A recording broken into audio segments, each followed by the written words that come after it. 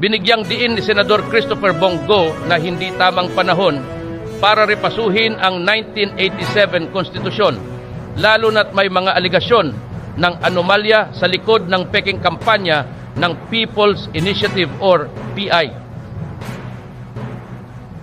Sa kanyang opening remarks sa patuloy na pagdinig ng Senate Committee on Constitutional Reform and People's Participation sa Davao City, ipinahayag ni Go ang kanyang pagtutol sa pagtulak ng peking PI na naglilingkod sa interes ng iilang tao. Huwag nating pilitin ang isang peking PI para sa interes ng iilan. Kung proseso pa lang ng pagkuha ng pirma ay may halong panlilin lang na po, hindi pinaiintindi, marahil hindi po ito ang tamang panahon at paraan para rebisahin ang ating konstitusyon, pahayag ni Go. Ang komite na pinamumunuan ni Senador Imay Marcos ay kasalukuyang nag-iimbestiga